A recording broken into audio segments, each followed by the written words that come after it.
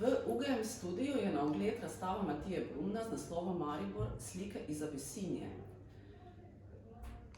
Matija Brumen je fotograf, študiral je sicer japonologijo in filozofijo, ampak se potem hitro tudi začel ukvarjati s fotografijo in je danes na likovni sceni veliko prisoten, redno prisoten, z enim takim izrazitim fotografskim jezikom. Delno ga bomo tudi spoznali v tej razstavi.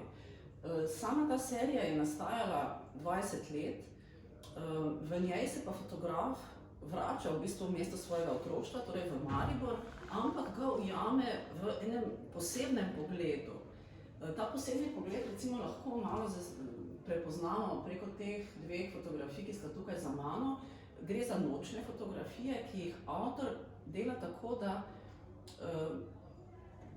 osvetljuje oziroma uporabi zelo dolgo ekspozituro, recimo 15 minut, in to lahko vidimo tudi, kako se luna v tem času premakne, da dobesedno vidimo to sled.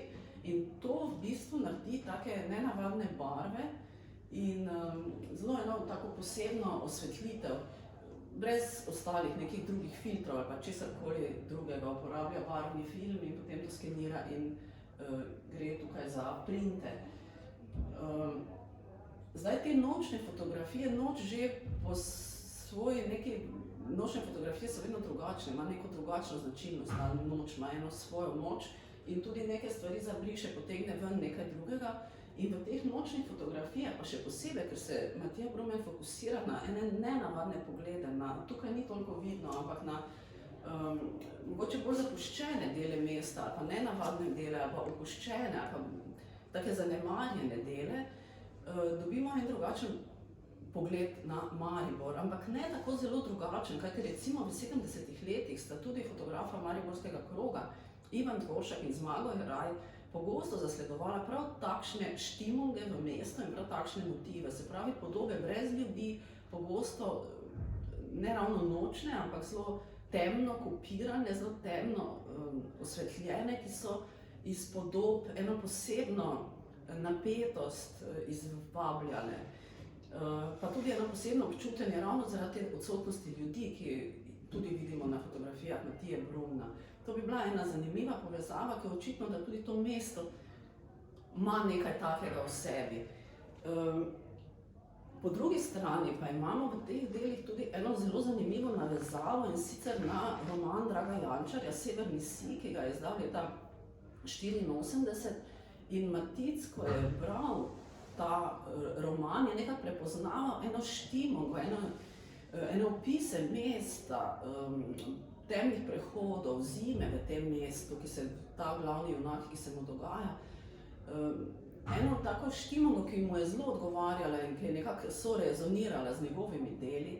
In tudi zaradi tega naslov slike iz Abesinije, namreč v romanu Draga Jančarja je en del mesta Maribora imenovana Abesinija in v resnici v 30-ih letih je bilo eno barakarsko naselje na Teznu, ki se mu je reklo Abesinija. Jančar ga sicer prestavi na Tabor in tam se kar en velik del dogajanja v romanu dogaja. Tako da imamo v tej razstavi pravzaprav nekakšno povezavo nekih niti z mariborsko zgodovino, z romanom Severni sij, z neko fotografsko dediščino tudi, in pravzaprav Matic to na en popolnoma svoj način, zelo suvereno in avtorsko predstavi skozi svoj pogled.